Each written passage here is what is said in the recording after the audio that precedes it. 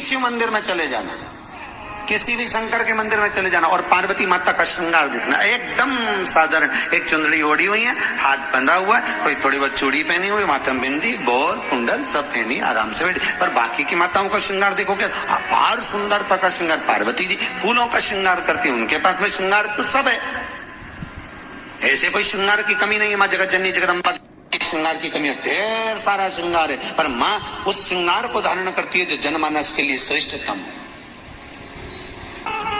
माँ श्रृंगार वो करती है जो जनमानस के लिए श्रेष्ठ हो। 9 दिन में एक दिन अगर घर में ज्यादा बीमारी फैल रही हो, कोई ना कोई बीमार पड़ रहा हो, तो 1 लोटा पानी सुबह स्नान कर कर घर के चारों तरफ घुमाकर नीम के पेड़ के नीचे नवरात्र में डाल देना। महाराज 3 या 4 दिन लगेंगे, आराम लगना चालू हो जाएगा, घर से रोग दूर हो जाएगा। शिव महापुराण की कथा कहती है, देवी भागवत कहती है कि माता का 9 दिवस तक स्थान नीम के पेड़ के नीचे रहता है। इसलिए आज भी दक्षिण दिशा में देवी की मूर्ति नहीं बिठाते, नीम के पेड़ को साड़ी पहनाते हैं, नीम के पेड़ का ही मांग भरकर मंगलसूत्र पहनाकर नीम के पेड़ का ही श्रृंगार होता है और नीम के पेड़ की ही पूजन होती है। दक्षिण दिशा में माता की मूर्ति विराजमान नहीं करते नवरात्र में नीम के वृक्ष की पूजन करते, क्योंकि देवी भागवत में स्पष्ट कहा गया, नवरात्रि तक मां जगतजननी जगदम्बा 64 योगिनियों के साथ में नीम में विराजमान हो जाती। 64 योगिनी। घर के अंदर बैठकर आप 27 मनके की माला जप रहे हो, घर के अंदर बैठकर 30 मनके की माला जप रहे हो, घर के अंदर बैठकर 108 मनके की माला जप रहे हो। आप जितने भी मनके की माला घर के अंदर बैठ रहे हो और जप रहे हो, उसका पुण्य आपको प्राप्त होगा, मना नहीं है, मिलेगा। पर रुपये में से 54, रुपये में से कितना मिल रहा है? 54, 25%। वही माला आप किसी मंदिर में, देवालय में, तीर्थ में जप रहे हो, उसका पुण्य मिलेगा केवल आधा, 50%, मात्र 50। महाराज वही माला आप यदि पीपल, आंवला, समी, बेलपत्र, इन वृक्ष के नीचे अगर आप एक माला को लेकर बैठे हो और बिना आसन के, समी के वृक्ष के नीचे आप कोई मंत्र जप रहे हो, कोई बेलपत्री के पेड़ के नीचे मंत्र जप रहे हो, कोई आंवले के पेड़ के नीचे मंत्र जप रहे हो, किसी पीपल के वृक्ष के नीचे मंत्र जप रहे हो, तो वहां आसन लगाने की जरूरत नहीं होती। बिना आसन के अगर आपने एक माला का एक मन का भी अगर जपा है, शिव महापुराण कहती है, विष्णु पुराण कहती है कि 100% पुण्य आपके खाते में उस मंत्र का फल प्रदान कर देता है। उस मंत्र का शिव महापुराण की कथा, लिंग पुराण की कथा, विष्णु पुराण की कथा, पद्म पुराण की कथा कहती है कि किसी वृक्ष के नीचे, जिन वृक्षों का गुणगान हमारे शास्त्र करते हैं, जिन वृक्षों का गुणगान हमारी पुराणे करती हैं, उन वृक्ष के नीचे अगर एक मंत्र का मन का भी फेरा जाए तो उसका पुण्य हजारों गुना प्राप्त हो जाता, आप रूप प्राप्त होता अपने आप।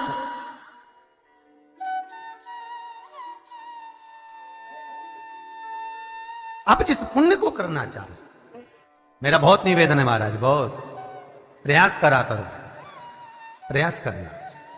अगर हाथ के मनके की माला भी नहीं हो और किसी पीपल के पेड़ के नीचे 15 मिनट बैठने का मौका मिल गया, आंवले के वृक्ष के नीचे 5 मिनट बैठने का मौका मिल गया, किसी आंवले के वृक्ष के नीचे आप 5 मिनट बैठे हो, ओम नमो नारायण का मंत्र का स्मरण कर लो, ओम नमो भगवते वासुदेवाय का जाप कर लो, बस उसका फल 4 गुना, हजारों गुना प्राप्त हो जाता है। शमी के पेड़ के नीचे बैठे हो, श्री शिवाय नमस्तुभ्यम का जाप करिए, 4 गुना फल मिलेगा, 1000 गुना फल। बेलपत्री के पेड़ के नीचे गए हो, ओम नमः शिवाय ओम का जाप करिए, फल मिलेगा। उस फल को हमें पाना है। शिव जी का पहला पार्वती के साथ अवतार है काल और काली, महाकाल और महाकाली, पहला होता है। पर द्वार पर चप्पल पड़ी होने के कारणवश वो लौट कर चली जाती है। बहुत ध्यान दीजिएगा महाराज, थोड़ा सा आपको बुरा लगेगा, लग जाएगा, और शिव पुराण है, जीवन संवार देगी तो अच्छी बात है, जीवन संवार दे तो अच्छी बात। मंदिर के द्वार पर हम जब चप्पल छोड़ते हैं, जिस मंदिर की चौखट पर चप्पल छोड़ी है, आप जितनी देर आराधना में लगे रहते हैं उतनी देर तक आपकी चप्पल पर जितने लोग लांग कर जाते हैं, जितने लोग लांग कर प्रवेश करते हैं, उसका भी दुख आपके भाग्य में आता चले जाता है। ध्यान दीजिएगा जरा, चप्पल का भविष्य पुराण में पढ़िएगा कभी कि पादुका का महत्व क्या है, पादुका किस ओर उतारना चाहिए, पादुका को कहां रखना चाहिए। स्कंद पुराण कहती है जिस व्यक्ति पर कर्जा बहुत ज्यादा मात्रा में हो जाता है और कर्जा चूकता नहीं है, आप बहुत प्रयास कर लिए, करोड़ों रुपए का कर्जा हो गया, यहां से लिया वहां दिया, वहां से उठाया वहां दिया, वहां से उठाया वहां दिया, तो निवेदन है कभी मौका लगे कर्जा मुक्ति के लिए सारे वृक्षों में अगर कोई श्रेष्ठ वृक्ष माना गया है तो वो बट का वृक्ष माना गया महाराज। इसलिए प्रशासनिक कार्य के लिए, मानसिक टेंशन में, परेशानियों में बटकेश्वर महादेव का स्मरण किया जाता है। और यदि निवेदन करूंगा बहुत ज्यादा, यदि आपको कर्जा हो गया है, बहुत ज्यादा कर्जा हो गया और वो कर्जा चूक ही नहीं रहा, तो थोड़े दिन बड़ के पेड़ के नीचे आप बटकेश्वर महादेव के लिए 1 लोटा पानी, उसमें थोड़ा सा पिसा हुआ चावल पीस के गला लेना चावल को और पीस लेना, पीस के उस पानी में मिला लेना और मिलाकर उसमें थोड़ी सी हल्दी पिसी हुई डालकर बटकेश्वर महादेव के नाम से बड़ के पेड़ के नीचे अपनी कामना कर कर जो कर्जा हुआ है उस कर्जे का भान देते हुए, स्मरण देते हुए छोड़ दीजिए। महाराज 2 या 3 सोमवार एक ही जगह पर करना, 3 सोमवार बाद वहीं से बड़ के पेड़ की थोड़ी सी जड़ उठा लाना और उस जड़ को एक कोई धागे में बांधकर या तो अपनी गले में डाल लो या अपनी जेब में पटक लो, उसको थोड़े दिन पटक कर रखना, लगभग 2 से 3 महीना पटक कर रखो।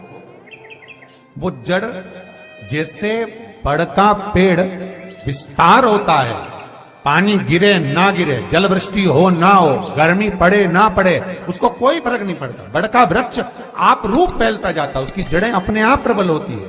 उसी तरह ये बटकेश्वर महादेव कहीं से भी अगर जड़ आपके पास में रखी है 1 महीना, 2 महीना, 3 महीना तक, तो ये जड़ अपने आप लक्ष्मी को पकड़कर खींच कर लाती है और कर्जे से मुक्त कर देती। बटकेश्वर महादेव का स्मरण सुख का देना हो। बेलपत्री का वृक्ष किसका प्रतीक है? पार्वती का।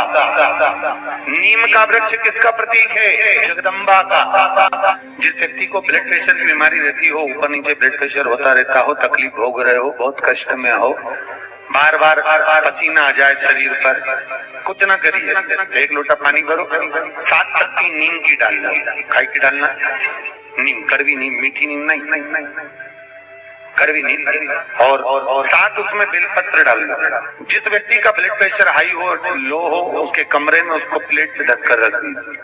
सुबह स्नान कर वही व्यक्ति जिसका ब्लड प्रेशर ऊंचा नीचा होता है उसको शिव जी को समर्पित करना, शिव को चढ़ाकर उसी का पानी 7 बार उसी स्थान पर ग्रहण कर लेना। व्यक्ति का ब्लड प्रेशर बराबर हो जाता है।